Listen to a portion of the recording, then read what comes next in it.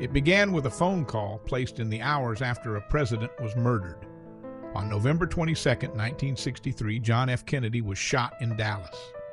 The nation was still reeling, still disbelieving, when the director of the United States Mint, a woman named Eva Adams, picked up the telephone and called the Mint's chief engraver. The president had been dead for only hours, and already a grieving country was reaching for the oldest instinct there is, the need to make something permanent out of a loss too big to hold. They would put him on a coin. This is the story of the Kennedy half-dollar, a coin born of a nation's heartbreak, and the strange, tender history it carried from there. There's something worth pausing on in that very first impulse. When a nation loses a leader it loved, it wants a monument, but a statue stands in one city, a memorial in one place. A coin is different. A coin travels. It goes into every pocket, every purse, every corner store and coat drawer in the country. To put Kennedy on a coin was to hand every single American a small piece of him to carry. That was the point. It was mourning you could hold in your hand. The decisions came fast, and one of the most important was made by the person who had lost the most. The Mint considered several coins, the quarter, the half-dollar, even the silver dollar.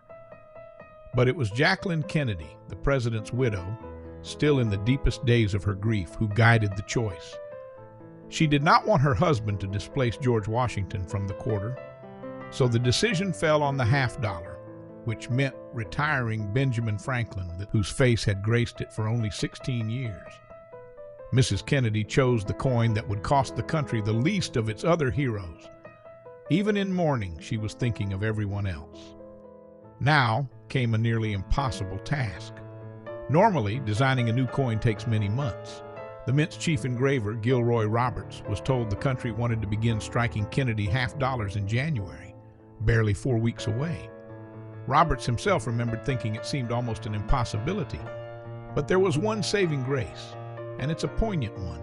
Just 2 years earlier, Roberts and his assistant, Frank Gasparo, had already sculpted portraits of Kennedy for the medal marking his inauguration, the joyful start of his presidency. Now in the nation's sorrow, those very same sculptures, made to celebrate a beginning, were adapted to memorialize an end. Roberts took his inaugural portrait of the living president and turned it into the face of the fallen one. The same hands, the same likeness, transformed from celebration into remembrance. In December, the trial coins were struck and carried to Washington for approval. And in one of the most human moments in all of American coinage, the people who reviewed them included Jacqueline and Robert Kennedy, the widow and the brother, sitting down to study the face of the man they had lost, now rendered in metal. They approved the design. But Mrs. Kennedy had one small, quiet request. She felt the part in her husband's hair was a little too pronounced, and asked that it be softened. Roberts made the change. Think about the intimacy of that. A grieving wife, looking at a portrait of her murdered husband that would be pressed onto hundreds of millions of coins, gently asking that his hair be made to look just a little more like the man she knew. That request created what collectors now call the accented hair variety, the earliest version made before her wish was carried out, surviving today as a tiny, haunting artifact of a widow's love. Congress moved with a speed almost never seen.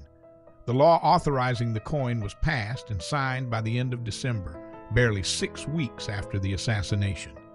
And in early 1964, at ceremonial first strikes held at the Philadelphia and Denver Mints, the Kennedy half-dollar was born.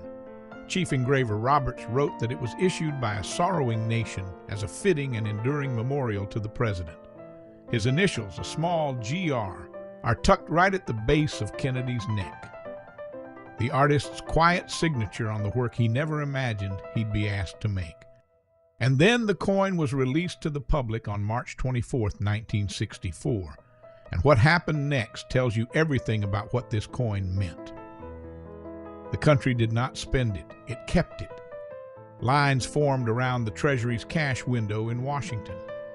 The first allocation of tens of thousands of coins sold out almost instantly. Across the nation, banks and department stores were overwhelmed as people crowded in, not to make change, but to take home a piece of the president they had lost. The mint had struck millions, and they vanished from circulation almost as fast as they appeared, pulled out of the money supply and tucked away into drawers, jewelry boxes, and keepsake tins as objects of remembrance. This wasn't hoarding for profit, it was a nation all at once, quietly deciding to keep something to remember him by. It was grief, expressed in the collective act of an entire country saving the same small coin. But that very act of love created a strange and lasting problem, one that would change American money forever. Because here is the thing most people don't realize about the Kennedy half-dollar of 1964. It was struck in 90% silver. It was real, solid silver, the last of its kind. And between a public that was hoarding every silver coin it could find as silver prices climbed, and a whole nation squirreling away Kennedy halves as mementos, the coins simply disappeared from circulation. The country was running out of coins to actually use. The government's response reshaped American money permanently. In 1965, the mint began stripping silver out of the nation's coinage. The dime and quarter lost their silver entirely, and the Kennedy half, because it was so beloved, was given a kind of compromise. From 1965 through 1970, it was struck in 40% silver, less than before but not yet nothing. Then in 1971, the silver vanished from it too, replaced by the same copper-nickel blend in our pocket change today. So the Kennedy half-dollar became a kind of timeline you can hold. The 1964 coins pure with the old silver, the late 60s coins halfway, and everything after the modern age of base metal. In a single series, you can watch the exact moment America's money stopped being silver. There is one more quiet irony in the coin story. It was meant to circulate, to be spent, to pass from hand to hand like any half-dollar before it. But it never really did. Americans loved it too much to spend it and hoarded the early silver ones. And as the decades passed, the half-dollar itself quietly fell out of everyday use. Today, you almost never see one in change.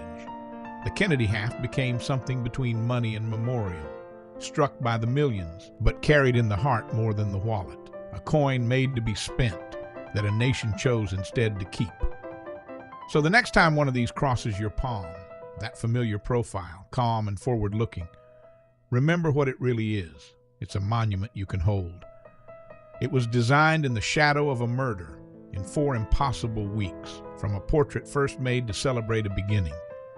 It was shaped in its smallest details by the tender request of a grieving widow. It was saved all at once by a whole country that wanted to remember. And it marked the very end of silver in the coins Americans carried every day.